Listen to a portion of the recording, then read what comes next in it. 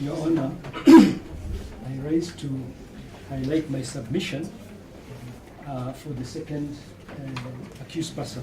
I note that it is now 10:35, and therefore I'll start counting my time from there. Now, Your Honor, I will not tire the court with repetition of what the first accused persons have said.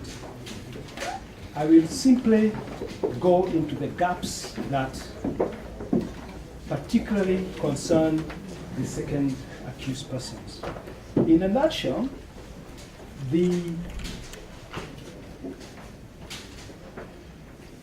overview of my submissions for the ease of reference first and foremost deals with the specificity of the charges, and that in particular count 1, which deals with conspiracy, concluding that that charge, the way it is presented to you, does not meet the fair trial tests that are guaranteed to the accused person under Article 50 of the Constitution and Section 134 of the CPC. The third matter that I will deal with, especially in count 1, again, is the misjoinder of natural persons and companies in a conspiracy charge. It is fatally, we shall be concluding that that is fatally defective. And thirdly, we shall be dealing with the question of 3 cases in this trial being collapsed into one for the convenience of the prosecutor and to the disadvantage of accused number 2 and other accused persons. And to expand that a little bit, I will say that one of the cases in this court, that is count 34 and 35, deal with matters of failure to pay taxes by the 10th and 11th accused persons, and has got nothing to do with the rest of the accused persons. Now, that is one case. The second case, from count 4 to 17, deals almost exclusively with abuse of office, which again gravitates around accused number 2 to accused number 7. And finally, you have the case of dealing with suspected stolen property, which involves the rest of the case. That is count 2, count 4, count 18 to 32. Count 2, count 4, 18 to 33. So these are clearly distinct cases because accused number 2 is in the cluster that deals with matters of abuse of office. Whereas evidence in count 2, count 4, count 17 to count 35 are being addressed.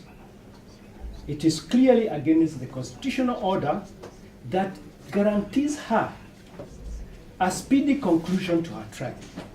Now, having gone over the roadmap of my case, I wish now to address you about the legal framework for the charge of conspiracy.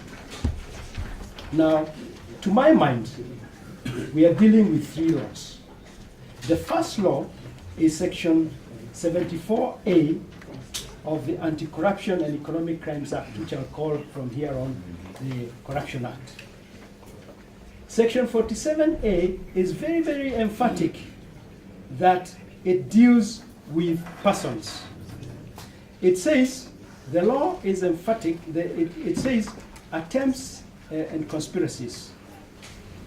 And it says a person who attempts, that is the first part, a person who with intention to commit an offense, and thirdly, a person who conspires with another.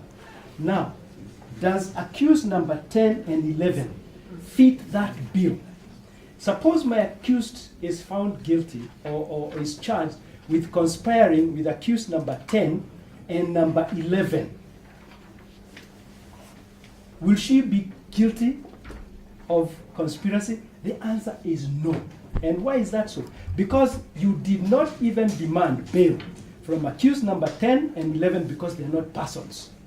So this charge, as presented, clearly manifestly shows a clear illegality on that face alone. Now, the other section that is in the framework of my submission, CPC, Section 134 of the CPC guarantees the accused persons that the offenses they are charged with must be specified in the charge for them to be able to put up a defense. Now, count one, we would have expected, if we were surgeons, to look at a cold body naked on the morgue to see whether it conforms. What we have in the morgue now is a fully dressed hijab. The charge is completely covered, save to say that you are charged with conspiracy with all the 11 persons, including the artificial persons. So that is completely against Section 134. And then, of course, we have Article 50, which emphatically demands that the accused persons be informed with sufficient detail the charges before them that they are facing, and it also says that they are entitled to a conclusion of their trial without undue delay. Now, the charges before you do not satisfy the legal framework I have pointed out to you for the following reasons. I have pointed out to you that the Anti-Corruption Act, Section 47A, only contemplates, and this is the cornerstone, the absolute base for which the prosecutor has brought this charge. And that base says that a person talks about a person, natural persons and unnatural persons. So with that, they have actually violated the very law that they are quoting before you. Now, that having been said with respect to Section 47A, I dare say this. When a man has a dirty mustache, they dare not kiss a beautiful woman. How dare the prosecution now, with their dirty mustache, wants to kiss this court and to dalliing with this court? They must be refused. You object, I don't know. No. Take it easy. Soup on the face of it, you don't need a first law student to see that you cannot charge my client along with a dog, for instance, or a cat. But here they're charging my client along with an artificial person. Clearly wrong. Now, what is the remedy? What is the remedy? The remedy is one, to dismiss that charge against my client and all the accused person. The second thing, now the specificity of the charge that is demanded by Section 134 of the CPC. Here we have a problem. If the prosecutor, and I believe Mr. Ryungu here is not an angel of vengeance, he's a professional person. When they say that these people conspired, they mean that they know that they conspired. For instance, they can tell us by email, you wrote to each other and agreed to defraud the county government. You can say they met at Safari Park, or they met in Mr. Ngarua's office, or they met in Kiambu at a certain hotel. But now they are telling you, these people met generally in the whole of Nairobi County, clearly, and nowhere have they cured this defect in the statements that they have given. When I was discussing this case with my client, I asked her, where did you meet? She says, I don't even know. These are my work colleagues. We don't know, I don't know which meeting. I don't know whether it was the policy meeting we had at at Safari Park. I do not know whether it is the policy meeting we had at Mr. Kidero's office. I do not know where. So the prosecutor, if indeed he knows where, why doesn't he say so? And should you entertain such a situation? You shouldn't. This is a big office. It is not the police anymore that are charging these people. These are our fellow brothers and sisters in the law. They should not be entertained to play around or to undercut the law. What happened and where? There is nowhere in the investigation report where they visited a certain place or they disclosed to us where the conspiracy was hatched. And there is a nefarious reason for that, is to have a big case in the face of mounting political pressure to show that they are working. And also to increase the bail money. Because 213 million, you cannot get a bail of 50,000. It is commensurate. So there is actually a motive for this, and that must not be allowed to kiss this court with that dirty mustache. Concern to me is the collapsing of these charges into one trial. Clearly, it offends Article 50, which demands that they must give reasonable opportunity for the accused person to have his case concluded. So you will be listening, Your Honor, to count 17 to 35, which is longer than count 4 to 17. For my client will be sleeping and I will be reading newspaper in court because it has nothing to do with my client. Nothing whatsoever. So I pray that that cluster be cut off from this court. The DPP was advised by the Chief Justice in public about this very problem. This very problem, the Chief Justice has spoken about it to the entire country and the world, saying that it is wrong for you to do this, and they have done it. The mantle falls on you now to set them right, so that we do not waste. Mr. Kidero, for instance, will be sitting here after count 1 and 2, dozing or reading newspapers. He has a battery of lawyers being paid by him. He is being put into an extra expense. My client too, listening to cases of taxation, and she is paying me. She is prejudiced, and this court must not entertain those real prejudices to appear. Mr. Riongo might come here and tell you there's no prejudice.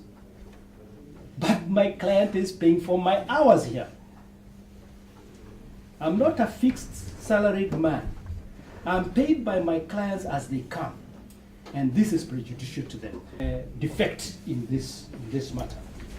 My Lord, I adopt the entire body of my submission that I've made to you, and I associate myself 100% with the submissions made by my learned friend for the first accused, and I pray to you to do the following. 1, that count 2 does not meet the constitutional and practice law threshold. Count 1, sorry. And as such should be struck down and quashed as an illegality. Number 2, I'll pray to you to have the cases severed into their respective clusters. That is, count 4 to 17 to have a separate trial. And the rest, you will know what to do with them. I don't want to that is my main issue, count 4 to 17. I concur with Mr. Oduor, who on the last meeting talked about the taxation in count 34 and 35. Although they do not affect my client directly, this is one cluster that must not only be clustered alone, but also removed from this court. For the reasons that, that is accused 10 to 11. Sorry, 8, 9, 10. Sorry, 8, 9, and 10. Because we have been told again and again that the issue of taxation, other than being an issue of a criminal nature under the Corruption Act, is really in the nature of a quasi-civil matter, which you can dispute. If somebody says you owe me 1 million shillings in tax, I can come to you and say, listen, that is not true. I have paid so much, this one is exempt, my due to you is 10,000 shillings. Now, they are jumping the gun and dancing before the drum and bringing such persons to court. I submit that that count 34 and 35, and Mr. Ryungu could probably agree with me because he's not an angel of vengeance, that these are cases to be withdrawn forthwith. With that, I wish that in the comfort of your chambers, you will sympathetically look at my submissions and agree with me that you cannot allow the Lady of Justice to be kissed by a dirty moustache. Thank you, my lord.